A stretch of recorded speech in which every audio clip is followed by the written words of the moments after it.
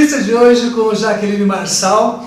Ela é assistente social, tem mestrado em políticas públicas e vamos conversar com ela sobre o projeto Atitude, que em rápidas palavras promove uma educação melhor e, obviamente, a integração melhor de crianças e jovens para uma vida futura. Como é que é esse projeto, Jaqueline? Bem, então ele nasceu da minha vivência junto com a Camila, que é a psicóloga que está comigo no programa. O intuito, resumidamente, é isso daí, é empreender para a vida. No processo educacional, é que essa pessoa, esse indivíduo que está passando por um processo de formação profissional, ela entenda qual que é o seu projeto de vida, que ela pode ser e que ela deve ser protagonista da sua história e agente de transformação social. Isso se baseia no quê? Nos estudos, então a nossa metodologia não vem do além, vamos assim dizer, é baseada nos estudos que nós fomos formando aí ao longo dos 20 anos, trabalhando com criança, com adolescente no mundo corporativo. Somos essencialmente aquilo que nós nos projetamos enquanto pessoa e que isso reflete na sociedade, certo? No mundo educacional hoje, não adianta você simplesmente repassar conteúdo. Você Sim. tem que formar essa pessoa e formar essa pessoa para que ela seja melhor, para que nós, consequentemente, possamos ter uma sociedade melhor. Hoje, as escolas, elas se preocupam, em sua maioria, a fazer exatamente isso, repassar conteúdo. É uma forma adequada ou já não serve mais para o mundo atual? Não serve mais para o mundo atual. Tem coisas que nós não podemos ser nem 8 nem 80, mas isso não tem jeito, é taxativo, todos os estudos dizem isso. A Finlândia hoje, que é o país que mais estuda na questão da educação, é muito firme ao dizer que sem inteligência emocional esse aluno não consegue avançar. Então, por exemplo, você não consegue ensinar matemática ou português ou química para quem não está centrado, para aquele que não consegue se entender, certo? Vamos passar isso para a sociedade brasileira. Nós vivemos uma sociedade que tem inúmeras mazelas, seja ela em todas as determinadas classes sociais. Não quer dizer que você está na A que você não sofre as consequências do que nós estamos vivendo, certo? A escola que hoje não se preocupa com a formação do indivíduo, ela vai ficar para trás. Pouca gente sabe o que é exatamente inteligência emocional. Dá para traduzir? Sim, dá para traduzir muito bem. Nós somos uma geração que não pensamos nisso, porque antigamente se pensava na capacidade técnica, certo? Sim. Hoje essa capacidade técnica, ela tem, todos nós estamos com acesso a ela. Por exemplo, hoje um aluno sai da graduação e já entra no mestrado. Concorda? Sim. E depois o doutorado. Então, a educação, nessa questão do repasse de conteúdo, ela está mais abrangente, mais acessível. Por outro lado, o Brasil é um dos países que ainda está tateando nessa questão que você tem que formar essa pessoa em sua capacidade. Ou seja, qual é essa inteligência emocional? Eu conhecer exatamente quem eu sou, os meus valores, meu autoconhecimento, meus pontos fortes e os meus pontos fracos. E eu conseguir gerenciar isso. Vamos traduzir isso no mundo corporativo ou até mesmo dentro da escola. Um aluno esquentadinho, vamos assim dizer, Sim. ele não consegue prestar atenção na aula de matemática e nem de português. O que você tem que trabalhar com ele? A questão da inteligência emocional dele. Concorda? Ele tem que saber, por exemplo, quando nós estamos com esse projeto dentro de uma escola. Primeira pergunta, o que você quer ser? Um aluno, por exemplo, quer fazer engenharia e isso chama muita atenção dos alunos, essa questão da engenharia, essa questão do direito, né? Sim. Mas para você fazer isso, por exemplo, para você passar no vestibular, você precisa estudar matemática. Sim. Isso é inteligência emocional. Eu ser frio em algum dado momento, não lidar somente com o emocional, estar centrado nos meus objetivos e saber como chegar lá. Vamos passar isso para o mundo corporativo. Hoje não é preciso só técnica. Um bom líder tem que ter empatia, ele tem que saber liderar, certo? Quem não consegue ter esse relacionamento, as empresas hoje não querem no seu grupo, certo? Então, o que é trabalhar essa inteligência emocional? É basicamente aquilo que os nossos pais, os nossos avós já diziam na inteligência deles ou na cultura deles. Você tem que saber se comportar, não era isso que eles diziam? Sim, se comportar. Respeitar, porque isso nós perdemos. Voltado para a escola, vamos assim dizer, a trajetória também fez a Camila entrar dentro das escolas. Vocês trabalham com crianças a partir de 9 anos, sim, mais ou menos. Sim. O que vocês notam de transformação nessas crianças a partir desse projeto? Bem, o projeto é bem isso mesmo, ele é transformador no sentido, quando você vai para uma escola pública, que eu penso que não tem outro caminho de revolução individual e coletiva que não seja pela educação, certo? E não tem como você entrar dentro de uma escola e trabalhar só o aluno. O professor também precisa ser trabalhado. Nas escolas públicas, é necessário trabalhar com esse professor para que ele vislumbre na educação o seu projeto de vida. Vocês têm conseguido isso, trabalhar o professor? Sim. Porque a gente percebe que há sempre uma certa resistência, sempre que há um projeto novo, uma novidade, principalmente no sistema público. Vocês têm conseguido superar essa barreira com os professores? Sim, porque nós não chegamos lá dando sermão nenhum. Tudo é através de vivência e de dinâmica. Primeiro existe um resgate desse ser humano. Então, o que nós observamos no sistema público, e isso é em todas as áreas, não só com o professor. Qual que era o meu objetivo? Trabalhar, estudar para ter estabilidade, passar no concurso público, certo? Eu passo no concurso público e eu vou para dentro de uma sala de aula que não tem estabilidade nenhuma. Não tem uma contradição? Sim. A escola, a educação é instável. A sala de aula, eu tenho 30 alunos ali que não me traz estabilidade nenhuma, concorda? Certo, concordo. Então, resgatar esse professor, porque o professor também não tem um espaço para que ele seja cuidado.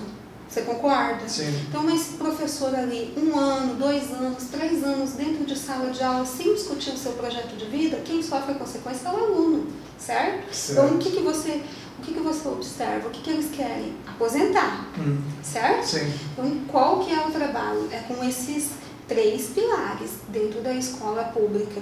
O aluno trabalhando o seu projeto de vida. Quando você resgata esse aluno nessa essência, quando ele tem um espaço para discutir os seus sentimentos, com certeza ele mais estável, ele vai conseguir prestar mais atenção na aula. Concorda? Quando a escola diz para ele, você aqui é importante, você está sendo incluído, tem alguém aqui que está conversando com você com o que você passa, certo? Sim. Ele consegue prestar mais atenção na aula e ele consegue, muitas vezes, qual que é a maior reclamação dos professores na escola pública, que esse aluno não tem comportamento dentro de sala. Dispersivo, às vezes agressivo. Certo? Não é dando bronca que você vai resolver isso. É trabalhando da onde que está saindo isso. Com o aluno é isso. Com o professor é esse resgate. Primeiro quem eu sou, qual é o meu projeto de vida individual e aonde que entra o ser educador nesse projeto de vida. Sim. Certo? E depois a comunidade no sentimento de pertença. Isso que é transversal, qual que é o rebatimento na comunidade? Quando algo me pertence, eu cuido, certo? Perfeito. Comunidades cuidadas gera uma sociedade cuidada. Então, esse projeto em escola pública, você trabalha muito a questão da violência. Só que não enfocando a violência em si. A violência, ela é consequência de inúmeros fatores. Qual que é o erro? Você trabalhar a violência diretamente. Não adianta você chegar numa escola dessa e você falar para esse aluno que ele não pode ser violento. E não adianta você chegar numa escola dessa e falar para o professor que ele tem que estar comprometido com a educação. Sim. Isso tem que vir de dentro para fora, certo? Perfeito.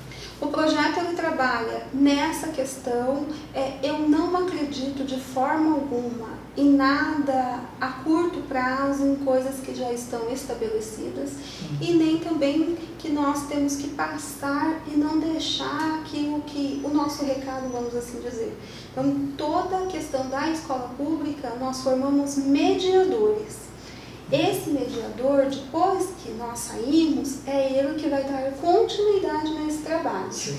Você comentou agora há pouquinho que também a sua questão da violência nas escolas. E eu sei que você e sua equipe já trabalharam com grupos de menores infratores. Como é que foi essa experiência e houve alguma transformação? Sim. O projeto, o Atitude, na verdade, ele sai dessa experiência ao longo de 10 anos trabalhando com adolescentes autores de ato infracional. O que nós percebemos? A transformação, ela é individual, ela começa pelo indivíduo. E esses adolescentes, essa questão da violência, alguns mais latentes, outros um pouco menos, é todo um reflexo de uma formação. Nós somos seres sócio-históricos, da onde você veio, das suas experiências individuais e coletivas, você concorda? Sim. Então, você não transforma um adolescente com uma experiência de 16 anos em um dado círculo em 6 meses, que daí cai nessa grande discussão da redução da idade penal. Hoje o Estado, por exemplo, se você for fazer a conta de quanto ele gasta em projetos como esse, que é de fato o que dá o resultado, quanto ele gasta com um adolescente autor de ato infracional no Sense, você vai ter um treco. É muito grande. Esse adolescente ele só se torna visível para o Estado quando ele comete um delito. Muitos deles não tem nem identidade, ou seja, ele não era ninguém. Sim. A sua visibilidade vem através de algo ruim, que é a questão do cometimento do delito. Certo? O que nós queremos na escola pública é inverter a lógica. Eu, protagonista da minha história, e agente de transformação social. Esse empoderamento dessa menina, desse menino com os seus valores e a partir da sua história. A sua história, a minha história, nós não vamos mudar, certo? Da onde esse menino nasceu, essa realidade, é ele que vai ter que fazer todo esse processo de mudança. Certo. Então, quando você trabalha com um adolescente autor de ato infracional, é lógico que essa engrenagem pesa muito mais para o lado deles do que para a nossa. Se eu falar para um adolescente que ganha muito no tráfico de droga, por exemplo, que ele vai sair disso sem ganhar nada porque eles não têm informação, é uma luta que se você não ativar a resiliência e a inteligência emocional de perspectiva de vida, você não consegue. Isso é fato. Né? Não adianta você trabalhar com essa perspectiva porque você vai colocar, o menino vai passar no Sense e depois você vai incluir ele no aprendiz. Não existe isso. Certo? Por isso que você tem que trabalhar com a base. Porque a violência foi grande foco meu de estudo por muito tempo. Todos os países que combateram, não se combate a curto prazo, é a médio e a longo prazo. E nela você tem vários fatores, a segurança é um. É evidente que na infração, o menino que comete delito, ele tem mesmo que ser apreendido, né? Assim como o adulto também. Mas isso não quer dizer que você está reduzindo a violência que é formada por outros fatores. Nós estamos num mundo que por si só se produz a violência. Quando fala de violência, eu não gosto só dessa questão do assalto à mão armada, do furto. Nós temos outros tipos de violência, certo? Sim. O pedágio é uma violência para mim. Caramba, esse tal de pedágio aí vai acabar. Então, formar novos indivíduos dentro de uma consciência individual que depois perpassa por uma consciência coletiva, você está dizendo que é possível se formar uma sociedade mais justa a partir da minha ação, certo? Quando você trabalha com essa criança de 9 anos, é incrível. todo mundo, todo gestor público, qualquer pessoa, você deveria passar por essa experiência. Quando você pergunta para uma criança de 9 anos qual que é o sonho dela e ela não tem sonho, quando você pergunta qual é o projeto de vida dela e ela não sabe nem o que é isso. E através desse trabalho vocês conseguem colocar nessas crianças, ou pelo menos para que elas identifiquem o que elas gostariam de fazer. Sim, com certeza. É um resgate de um sonho, de uma vontade de fazer alguma coisa no futuro. Na verdade, com as crianças de 9 anos, você está muito mais do que resgatando. Você está fazendo com que ela entenda que ela está formando a história dela, certo? E que ali ela está dentro daquele contexto, dentro de uma comunidade carente, mas que ela pode ter mecanismo para primeiro mudar a vida dela. Ela pode ter sonhos. O ser humano, independente da classe social, porque eu tenho a oportunidade, vamos assim dizer, de tanto trabalhar em uma quanto em outra. Tanto trabalhar em uma classe social muito pobre como numa muito rica. Sim. Todo indivíduo, ele é movido através de sonhos, certo? De um projeto de vida. Qual é o meu projeto de vida? Que seja fazer um intercâmbio nos Estados Unidos, ou que seja ter uma perspectiva de não morar num barraco como meu pai e minha mãe moram, certo? E isso, quem vai fazer a transformação é aquele indivíduo, e que depois vai rebater na sua comunidade. Quando você pensa isso em escolas particulares, nós que somos formadores de opiniões e pessoas que estão aí na linha de frente dessa sociedade, devemos pensar sim quais são os gestores que nós estamos formando para amanhã. Sim. Porque esses gestores estão saindo das escolas particulares. Quando eu falo gestor, é todo tipo, é juiz, é político, sim, certo? E hoje, qual que é essa formação que eles estão sofrendo? A corrida para passar no vestibular. É mais ou menos o que as pessoas querem primeiro, né? Passar no vestibular e depois... Então, na questão educacional, hoje o pai, a mãe, ela chama a escola para dividir consigo a responsabilidade da formação daquele indivíduo. Sim.